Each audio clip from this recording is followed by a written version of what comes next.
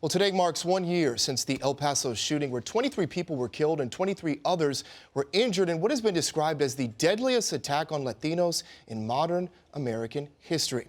Nonprofit organization La Collab and Revolve Impact have come together to show love and support for the El Paso community and have launched the hashtag for the Love of El Paso campaign to promote healing, unity, and to encourage the Latino community to vote. Joining us now via Skype to tell us more is La Collab co-founder Ivette Rodriguez. Good morning to you. Thank you so much for being with us. Buenos días, mujer. Hi, good morning. Thank you so much for having me. I really appreciate it. So one of the things that really struck me and stirred me so deeply to my core was that this gunman allegedly drove 600 miles to North Texas to specifically target the Latino community because of the color of their skin. So talk to us about the significance of this moment. Well, yes, he drove 650 miles to stop the Hispanic invasion and to kill as many Mexicans as possible.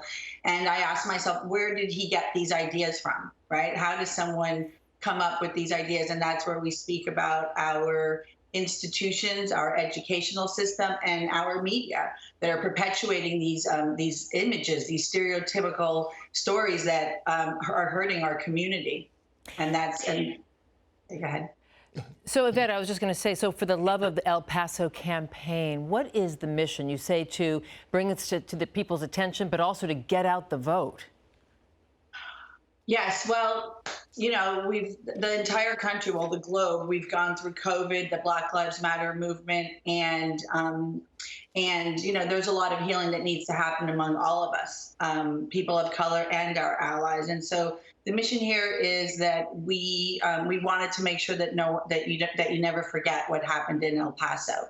And so we actually spoke to national organizations, local organizations across the country, and actually the local community in El Paso, and we discussed what can we do to help to never forget what happened in El Paso and to promote healing and for all of us to come together.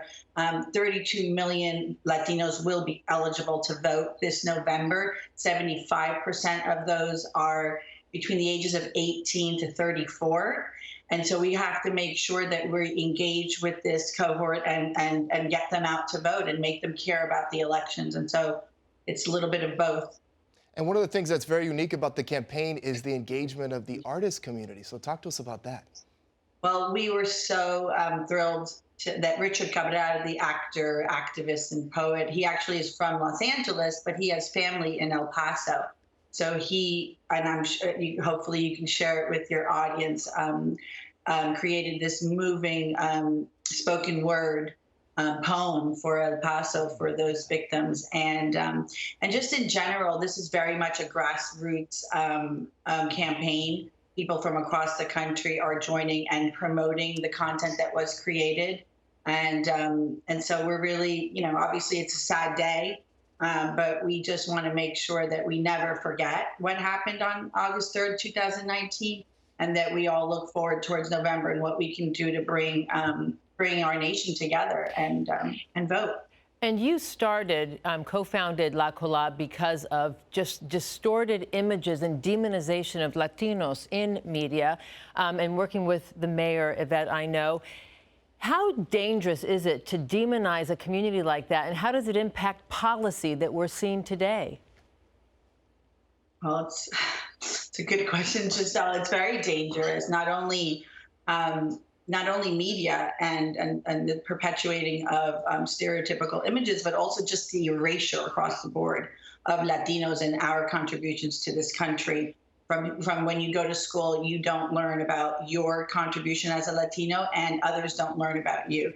And then you go to our institutions, and this is why I'm so thrilled that last week the American Latino Museum Act passed Congress, and now it goes to the Senate.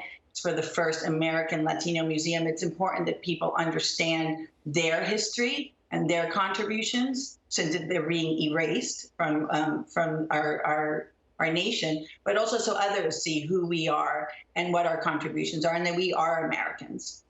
Well, congratulations on the immense work that you're doing here and across the nation, Yvette. Really, really powerful.